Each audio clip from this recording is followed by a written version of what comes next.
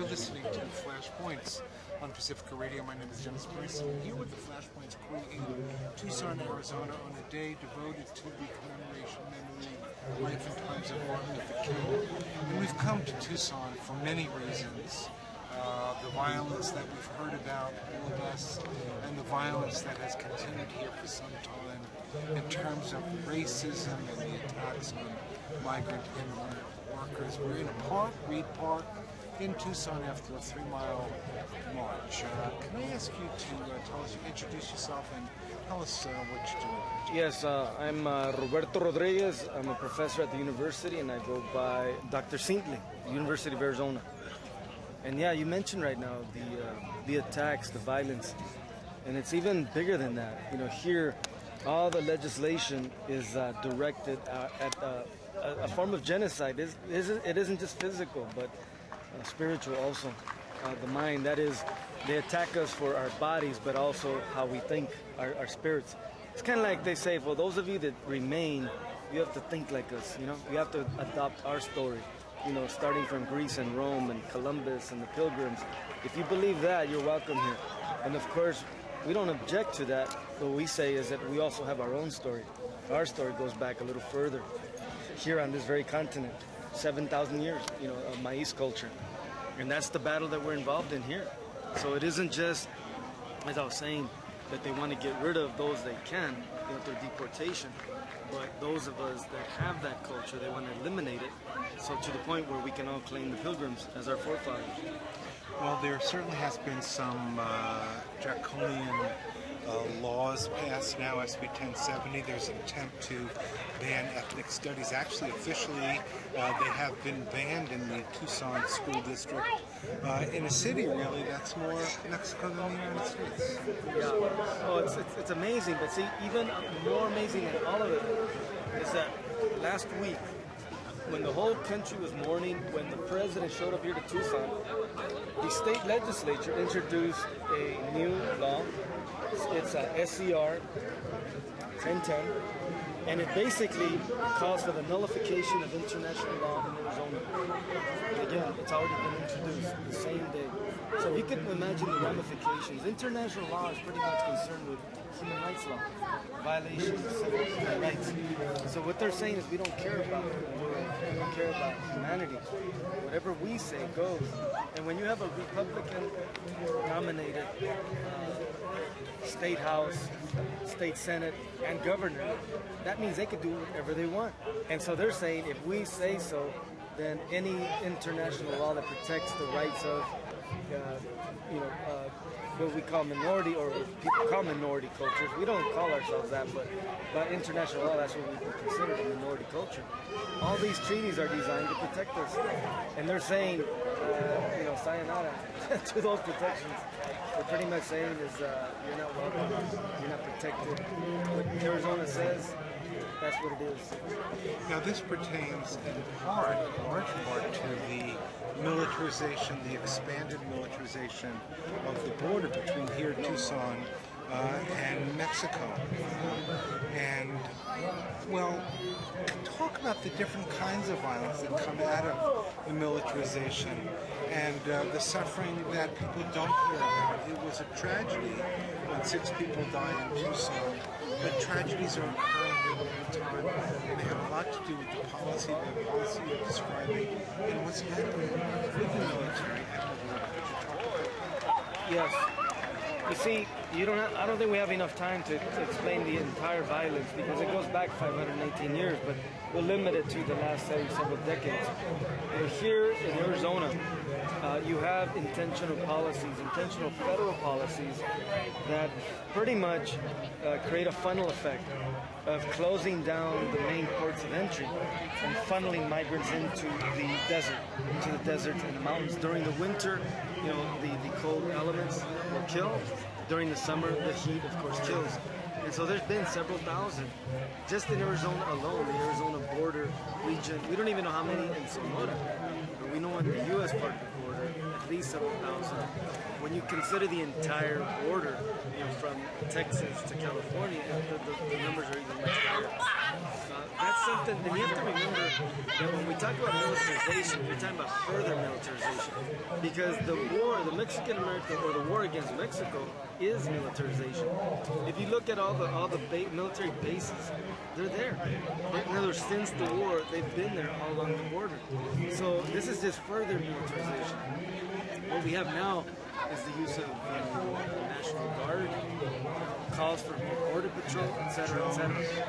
Of course, and all the technology that's been used in Iraq and Afghanistan is being used here now. So it's just, again, we would just call it further militarization, and it's always been. And I'll tell you, see, this is why they want to eliminate ethnic studies. Because see, we've been taught not the way they see history.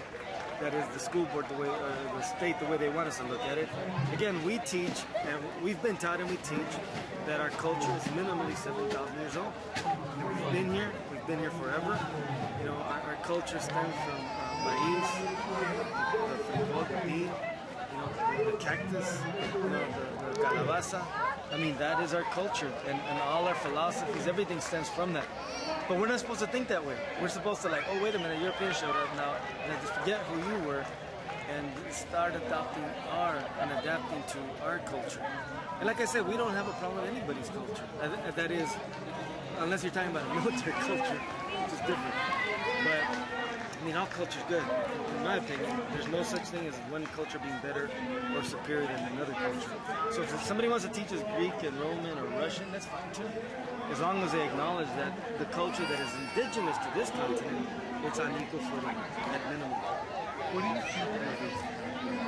think the response would have been different if it was a brown brother, a black man who shot the congressman, who killed the federal judge, who gunned down wounded in 19 people, tried to assassinate him? Do you think there would be a difference in the response? Well, I think it's self-evident. I don't know that we need to talk a lot about it. We already know the answer. I think what we have to look at is what exactly did happen. Since nobody really knew, but what people did know, there was a lot of hate here, a lot of hate in Arizona. And then all of a sudden, a narrative took over. Let's ignore the hate and let's just deal with the healing. Let's just deal with the heroism. And that's a good thing, but not at the expense of the United. So that's what's actually taken over the entire country. We were saying, this is going to happen as soon as they leave. As soon as the cameras leave, we're going to be back to normal. But you know what? We didn't even have to wait for the cameras to leave. That is, it's already back to normal. That is pretending that hate that Arizona is known for, that it's famous for, that it's minor, that didn't really had nothing to do with this. See, the issue isn't whether Sarah Palin call up this guy and said, "Hey, I want you to knock out a different role, etc." That's not what we're talking about here. What we're talking about is that a climate exists in this state, and sad to say, it isn't limited to the state. It's just Arizona has the reputation right now of being the lead state, the spirit. But the reality is, all these attitudes, they're really anti-Mexican attitudes, or in my opinion, they're really just anti-brown, which translates to indigenous. That's what these attitudes are about. Otherwise, why would there be a problem with ethnic studies? It has nothing to do with legality or illegality. That's that proof, because I know you hear this all the time. People will say, "We're not against immigration, we're against illegal immigration." So that's why we tell them, what's the problem with ethnic studies? Is there something illegal about it? And that's why we know. See, they want to destroy our mind and the body, the spirit, the soul. They're not content with simply getting rid of us. They want to destroy it. And like I always tell people, they want our spirits, but they don't know where to go. They say there's been a lot of talk about Sarah Palin putting in the crosshairs. Yes. Some would say that every brown person in the state is in the crosshairs. We know the congressman, not Maldi, has been shot at, attacked, death threatened. Grijalva, Yes. And the threats never end. So where does this go from here? You're saying back to normal? Well, it's heading worse than normal. I forgot if I already mentioned it, but yeah, I think I did, right? That the new law. Yeah, that new law that exempts Arizona from international law. Yeah, it doesn't stop. How more ridiculous can you get? The SB 1070 is an attempt to exempt itself from federal law. So now we're talking about international law. So I don't know, it gets crazier. But again, this is not. The truth is, this is nothing new. It's manifestation, of say 2010, 2011 now. But the reality is, if you go back in history, there's never been a time where the Mexican population was accepted, just like the indigenous population was never accepted. It's been a war. See, we're supposed to put blinders and just talk, the last 2 years, the last 3 years, the last 10. But when are we supposed to go back? Like, take for instance, Manifest Destiny. When was the end date? I think I missed that class because I don't think there has ever been an end to Providence or Manifest Destiny. There's still the belief that God gave Europeans the Americas, and that everybody else is either supposed to be gone, eliminated, or converted. And I really believe that's what's at stake here. That's what's at work here. We're not converted, so they still want to convert us.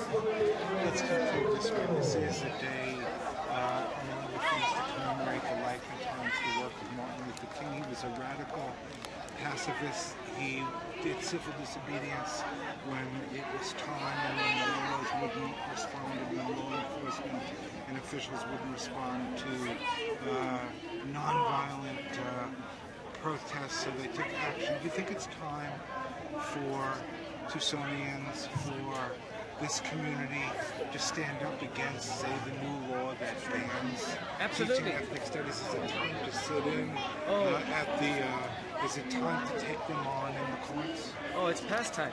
You see, we not only have lawsuits, but there's 15 of us got arrested when Tom Horn came here to Arizona, to Tucson. He's the former superintendent, now the he was the promoter. General. Yeah, he was the promoter of the ethnic studies law, the anti-ethnic studies law. When he came to sign it, 1,000 students surrounded first the headquarters of TUSD, and then surrounded the entire block. The guy chickened out and ended up in the state building, so he ended up over there, took over that building. And then after that, 15 of us got arrested, and 5 of us just got convicted for criminal trespass, aggravated criminal trespass. We're going to be sentenced shortly. There's 3 more that have not been tried yet, but we don't understand because some of us already were innocent on the same act. But that's just the beginning. Believe me, because like when you say that, no, it's long past. People believe. I mean, this is it. This is the only thing I agree with the right wing about is that they call it a civilizational war, and I agree. It is a civilizational war, and they represent all the negative aspects of humanity. So that's what they're defending: the forces of reaction, the forces of violence, the forces of domination, all of that. That's what they're for, and that's what they're defending. And we represent the exact opposite. If young people say, but you're breaking the law, you tell us to follow the law, and here you are, 14, 15 of you, getting arrested, being put in handcuffs. Is that an example you want us to follow? Absolutely. See, think about it. Slavery was legal. Jim Crow segregation was legal. Discrimination was legal. So somebody had to break the law. Somebody had to say, this is immoral. And if it takes getting arrested, if it gets getting our heads clubbed, we will accept it. And we're beyond that point already. You should see the dynamism of the youngsters here. When I got arrested, next to me were 12 and 13-year-olds that got arrested. On my right was a 19-year-old. And it isn't just that. There was a whole series of people. The person that we're going to interview later, Leilani, she got arrested in Phoenix, protesting 1070. The OTAN Solidarity Committee, Without Borders, they took over the Border Patrol station. So we've been doing to see what happens is the whole world is not focused on this. They are focused on 1070, but not on everything else. The 14th Amendment, this is right here, Phoenix. This is where the right to citizenship if you're born in this country. Yeah, birthright citizenship. They're coming after us right here. Next week, and it might even be this week actually, they're going to go for a law that says they're going to require all children to give information about the legal status of their parents. It's not stopping, and we are resisting. But see, the more important than all of that is creating. See, we call it a creation resistance culture. Because if we simply resist, then we're simply taking our cues from the people that are into domination, into all the violence. We don't want to take our cues from them. We want to assert who we are. That's why we teach 3 concepts at Gracia Studies, at Mixed Minority Studies. And that's In Lakesh, which means you are my other self. Panchever, to seek the root of the truth, that's critical thinking. And then Unapku, which teaches us that we're all part of creation, contrary to what they said from when they first got here, that we were all demonic, that we prayed to the devil, didn't know God, all that. Now we try to teach all kids that we're all equal we're all the same. There's no difference. So there's nobody that's better or worse. There's nobody that knows God and the other ones are the devil. None of that stuff. We teach them to be proud of whatever they are. And if you're mixed, even better. Be proud of all of that you are. So you break the law for a higher good. Absolutely. And I'll tell you, this is, a lot of the issues, or one of the issues that I'm very close to is the ethnic studies issue, because it is so not only misinterpreted, but it's literal propaganda. It's like this guy Horn discovered ethnic studies. It's been around for 42 years all over the country, and decided it was demonic, literally. He wants, I'm not even making that up. No, and he's proud to say that he actually never came to investigate. Exactly. Because he knew that you guys were all set it up. Yes. Fooling. Yes, and what he wants is everybody to, know Greek and Roman roots. That's American, but that which is indigenous to this continent apparently is not American. Apparently he's a national cosmographer also. He switched the directions on this. All right, we're going to leave it right there. All right, thank you very much. I want to thank you for talking to us today. All right. Sounds good. Okay. Mira, take care.